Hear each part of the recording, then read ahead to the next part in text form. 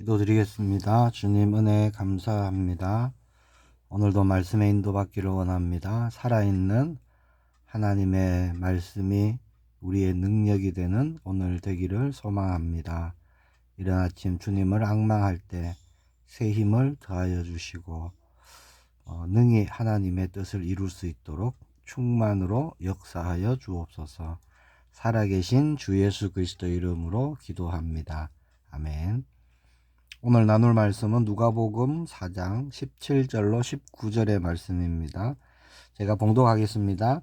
선지자 이사야의 글을 들이거늘 책을 펴서 이렇게 기록된 데를 찾으시니 곧 주의 성령이 내게 임하셨으니 이는 가난한 자에게 복음을 전하게 하시려고 내게 기름을 부으시고 나를 보내사 포로된 자에게 자유를 눈먼 자에게 다시 보게 함을 전파하며 눌린 자를 자유롭게 하고 주의 은혜의 해를 전파하게 하려 하심이라 하였더라. 아멘. 오늘은 누가복음 4장의 말씀으로 인도받기를 원합니다. 꼭 시간을 내셔서 누가복음 4장 말씀을 한번 묵상하고 읽어보시기를 축복합니다. 오늘 제목은요, 예수님이 오신 이유입니다.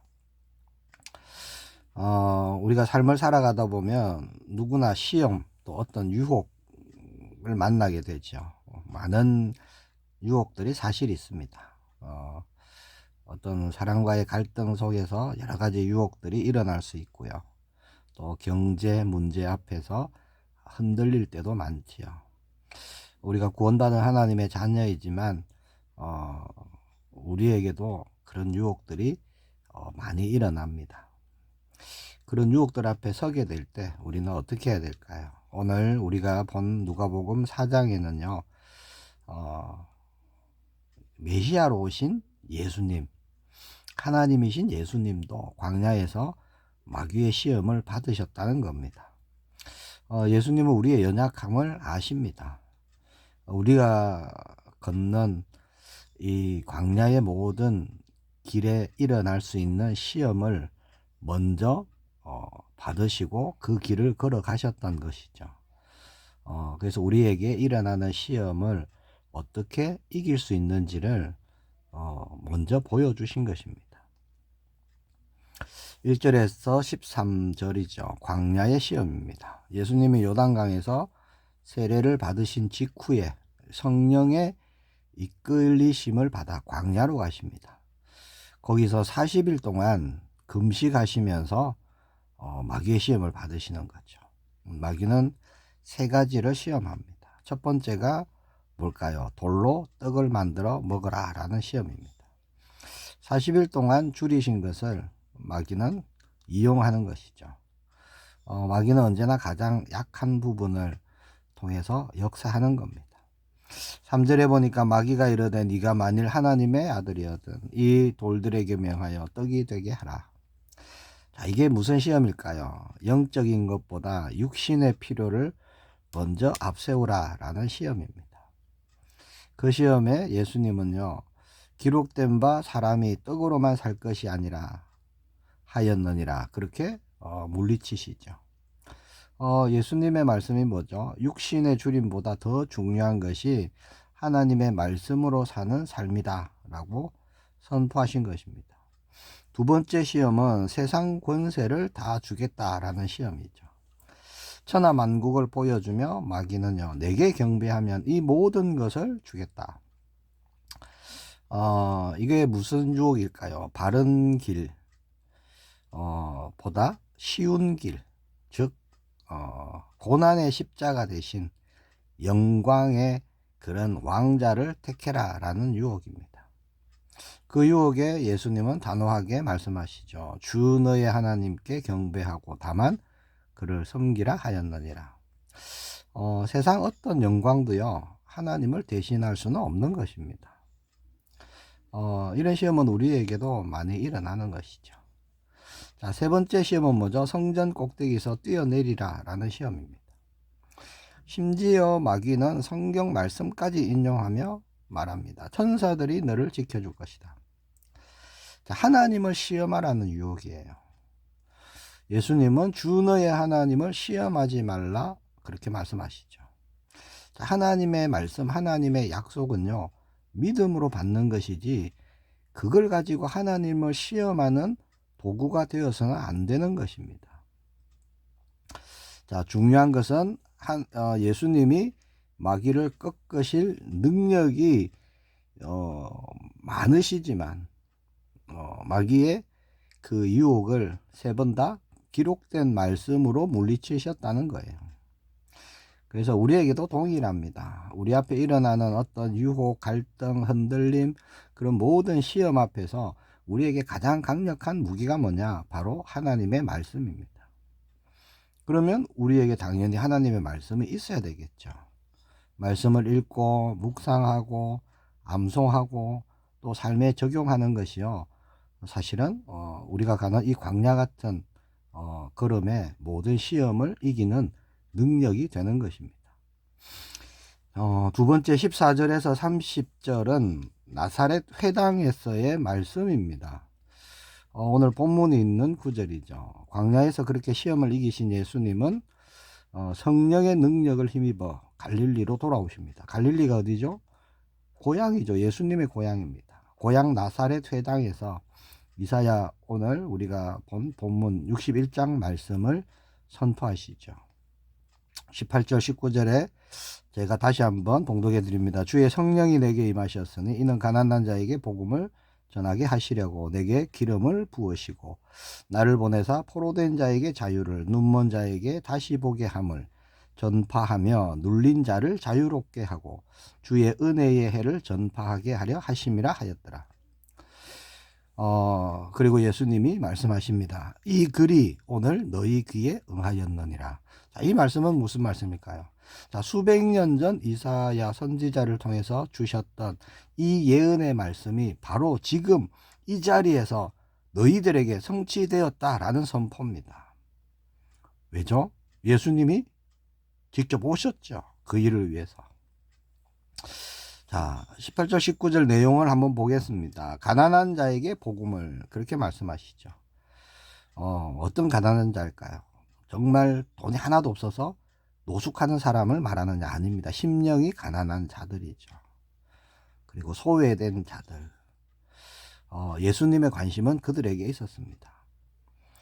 포로된 자에게 자유를, 그렇게 말씀하시죠. 죄, 어떤 억압, 그런 것에서 해방을 이루려고 오신 것입니다.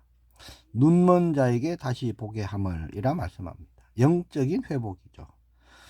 영적인 회복뿐만 아닙니다. 사실 육적인 회복까지 다 포함된 겁니다.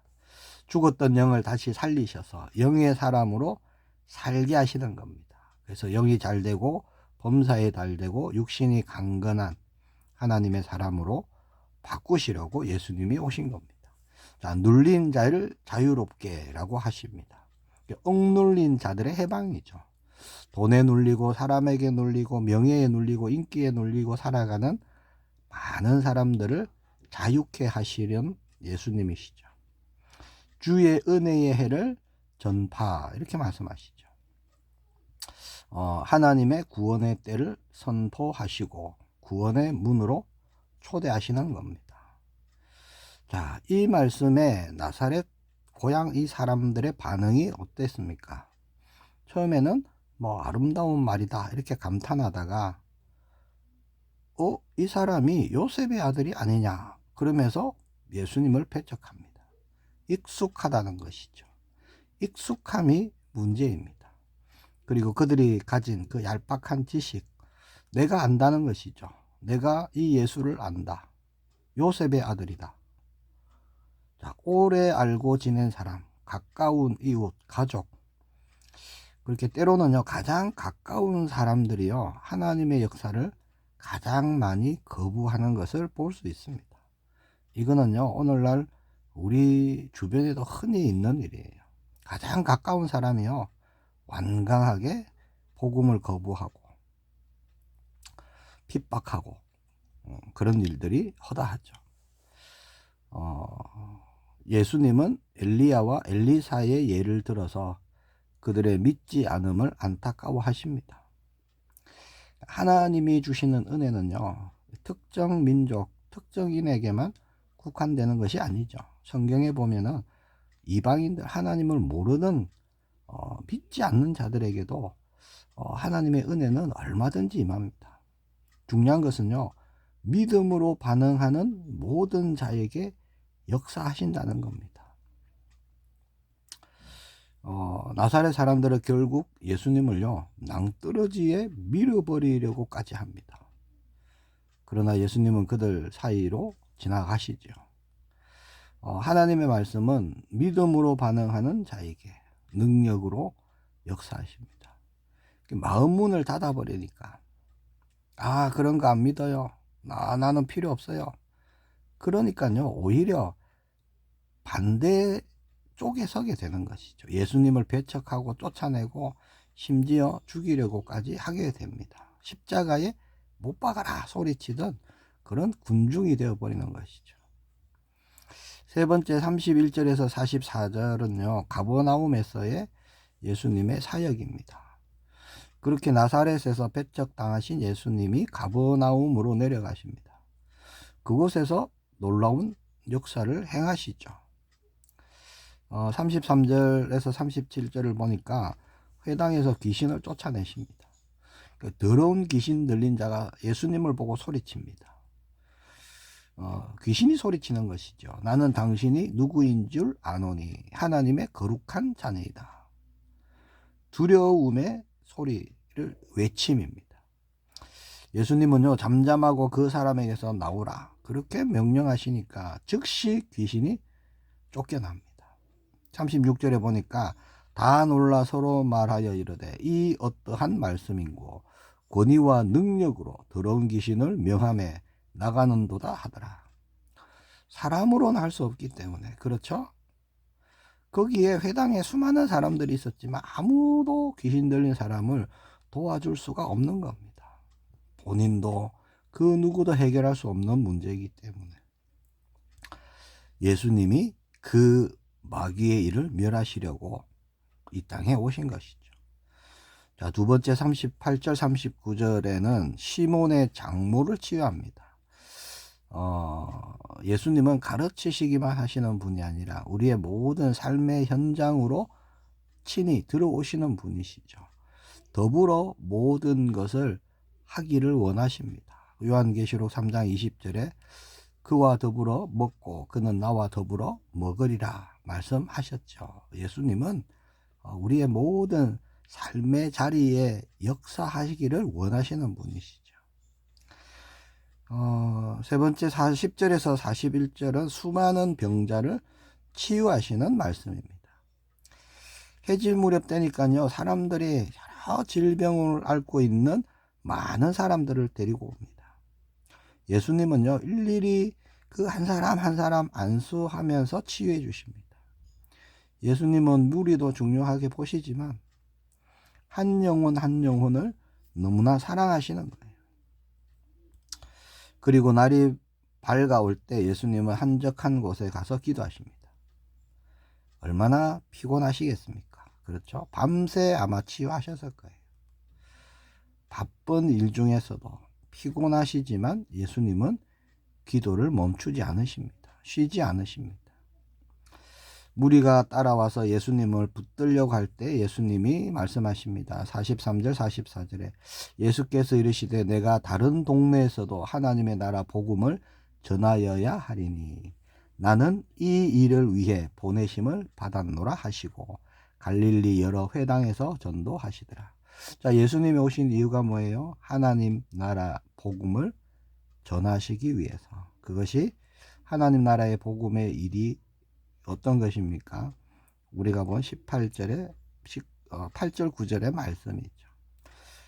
그래서 예수님의 삶의 모든 중심은요, 8절 9절에 그렇게 매인 자, 눌린 자, 갇힌 자, 포로된 자 그들을 살리시고 깨끗게 하시고 회복시켜 주시고 치유하시고 새 사람을 만드는 그 일에 그 목적을 이루는 데 있었다는 겁니다.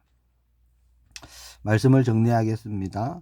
오늘 우리가 말씀을 따라가야 되기 때문에 간략히 요약해서 말씀을 정리하면요. 먼저 우리는 우리에게 일어나는 모든 시험을 말씀으로 승리해야 한다는 것입니다. 다른 것으로는 이길 수가 없어요. 예수님이 광야에서 마귀를 이기신 거 뭡니까? 기적도 아니요, 능력도 아닙니다. 기록된 하나님의 말씀이었어요. 그래서 우리도 똑같습니다. 날마다 말씀을 가까이 할 때 그 말씀이 우리를 승리케 하는 삶을 살게 하신다는 것이죠. 두 번째, 우리의 사명을 다시 확인하고 또 선포하는 날이 되길 원합니다. 예수님은 회당에서 이 땅에 오신 이유, 즉 사명을 분명히 선포하셨죠. 그리고 그 말씀대로 한 걸음 한 걸음 십자가를 향해 걸어가신 것입니다. 하나님도 우리에게 사명을 주셨어요. 세상의 빛과 소금이다 말씀하셨고, 그리스도의 향기다 말씀하셨고, 너희는 하나님의 편지라 그렇게 말씀하셨습니다. 그리고 증인이라고 말씀하셨어요. 나는 어떤 사명을 가지고 살아가고 있는가 봐야 되겠죠. 하나님이 나를 지금의 이 자리에 두신 이유가 뭔지 우리는 말씀을 통해 확인하고 붙잡아야 됩니다. 그것이 삶의 중심이 되어야 하겠죠. 세 번째, 우리는요, 기도의 사람이 되길 원합니다. 예수님이 친히 보여주셨죠. 수많은 사람을 치유하고 너무나 피곤하시지만, 너무나 바쁘시지만 예수님도 기도를 놓치지 않으셨습니다. 우리의 모든 일이 기도 위에 세워질 때 우리는 결코 실패하지 않을 것입니다. 그리고 하나님이 맺으시는 열매가 우리에게 풍성히 맺어질 것을 확신합니다. 자, 결코 우리가 잊지 말아야 될 것이 있는데요. 18절 말씀해 보니까 주의 성령이 내게 임하셨으니입니다. 우리의 힘과 우리의 능력이 아니라는 것입니다. 예수님도 그랬습니다. 하나님 근본 본체시지만 예수님도 성령을 의지하셨습니다. 성령의 능력으로 예수님도 나아가셨다는 겁니다. 그렇게 예수님께 임하셔서 18절 19절 말씀을 그대로 8절 9절 말씀이죠. 그대로 이루게 하신 그 성령님, 지금 우리에게도 동일하게 임하셨고요. 우리 안에 내주하시고 우리와 함께 하십니다.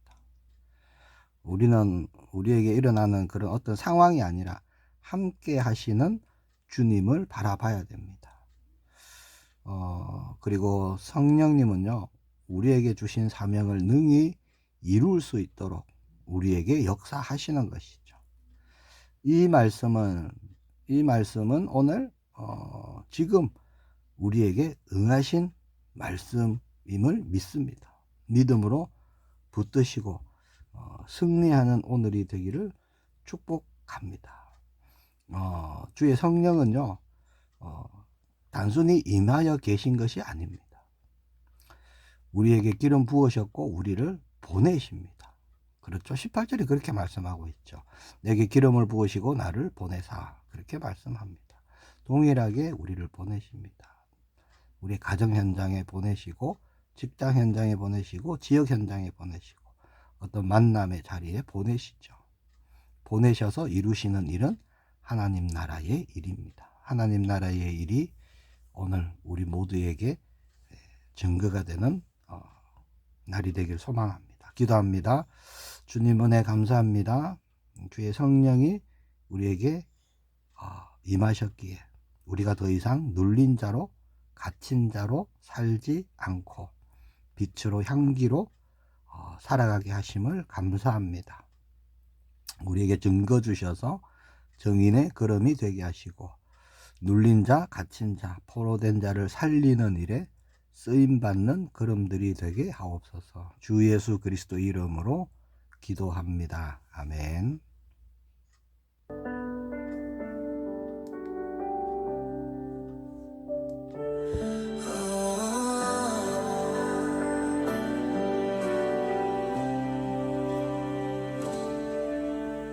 너의 눈물 닦아줄게. 고단한 마음 안아줄게. 세상이 너를 몰라봐도 나는 너를 사랑해. 내 품 안에 쉬어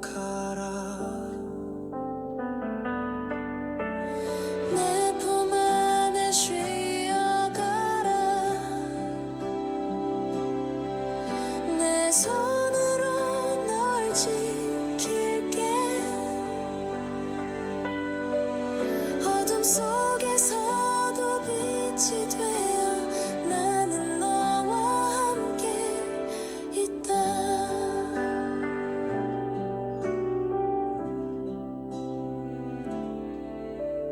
너의 길이 험해질 때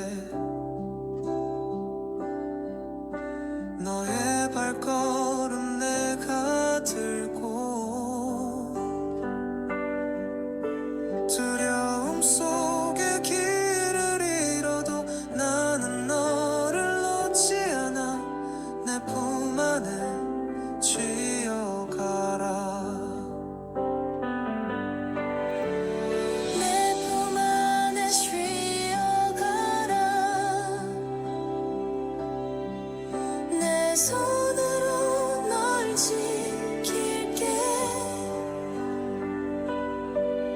어둠 속에서도 빛이 되어 나는 너와 함께 있다. 바람 이곳에도 평안을 줄게. 고요한 물결처럼 너의 마음을 채울 사랑 내 안에서 영원하다. 내 품 안에 쉬어가라. 내 손으로 널 지킬게. 어둠 속에서